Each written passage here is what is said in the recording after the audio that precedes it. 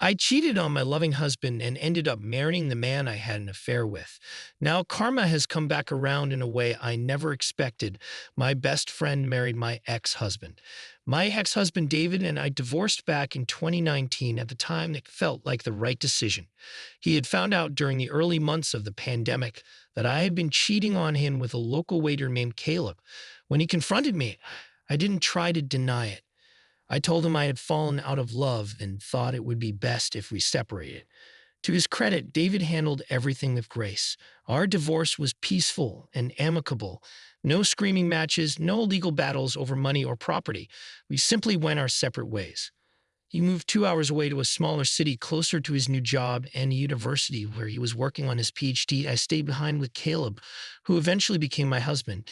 David and I agreed to keep things civil. I'd even reached out on his birthday and during holidays, sent him a graduation gift when he completed his doctorate.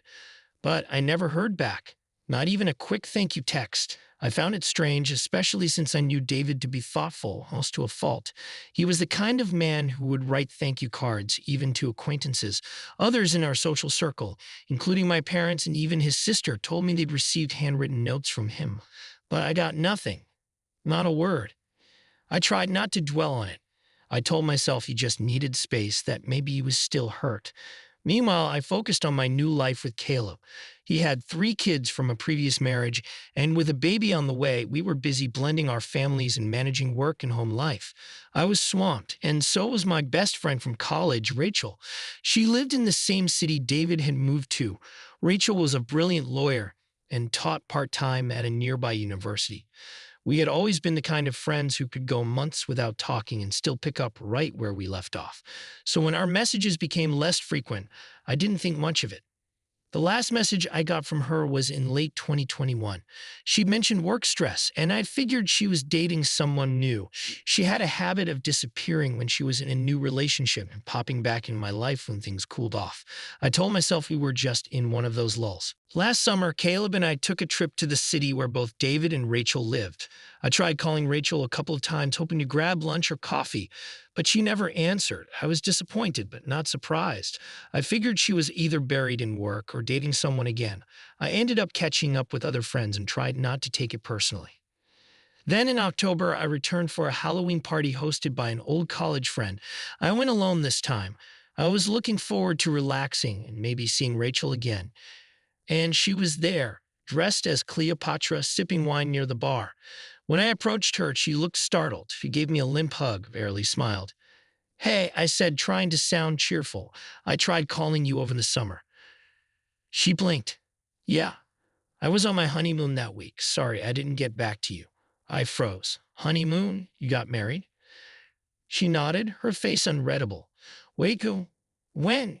You never told me you were even dating someone." Rachel hesitated, and then she dropped the bomb. "It's David." I felt the blood drain from my face. My ears rang. I just stared at her, the name echoing in my head like thunder. "What the?" I started, but she cut me off. "You don't get to be mad," she said coldly. "You broke his heart. We didn't even start talking until 2 years after your divorce. You chose some guy who served you coffee over a man who loved you with everything he had." I was stunned. I drank through the rest of that weekend just to numb the ache in my chest. I couldn't believe it. My best friend since I was 20 had married the man I once planned to grow old with. The man I betrayed. The man I still thought about more than I should have, and she hadn't even told me. When I got home, everything felt different. I couldn't look at Caleb the same way. I was short with him, distant with the kids. I spent hours staring at old photos, remembering things I thought I had buried. David's laugh, the way he used to pull me into his chest after a long day, the quiet way he forgave, and the deeper silence when he didn't. After a couple of weeks of this, Caleb finally exploded. We had a massive argument. He told me he knew something was wrong and accused me of cheating again. I broke down and told him about David and Rachel, about the wedding, about how much it hurt. He scoffed. "You're acting like it's some big betrayal," he said. "I've known about them for a while. It's all over social media. You just didn't want to see it." That pushed me over the edge. I screamed at him for not telling me, for not saying something when I kept asking why Rachel hadn't returned my calls, for watching me spiral and letting me believe I was crazy. You still love him, he said flatly. That's not true, I snapped. If it wasn't, this wouldn't bother you so much. We fought until the sun came up. I left for work without sleeping and crashed at my parents' place afterward.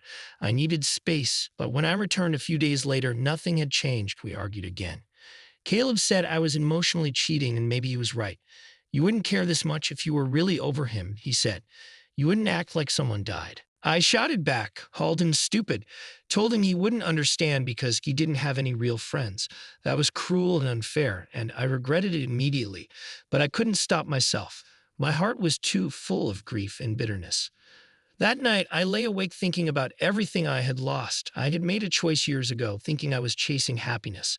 I thought love was supposed to be exciting, spontaneous, but what I had with David, it was steady, kind, deep, and I threw it away for a man who could make me feel wanted in the moment but didn't understand me the way David did. And now my best friend had taken my place. She got the man who remembered birthdays with flowers and handwritten notes, the man who used to read in bed beside me and who kissed my forehead before leaving for work, the man I once promised to love forever. Rachel never returned my calls because she had become part of his world, the world I had abandoned. I thought I could build a new life, and I did, but the foundation was cracked. And now I can't help but wonder if this is what karma really looks like. Not fire and fury, but silence, being forgotten by the very people you can't stop remembering. I wanted closure. I wanted an explanation, but all I got was the cold realization that some losses are permanent. Some doors, once shut, never open again.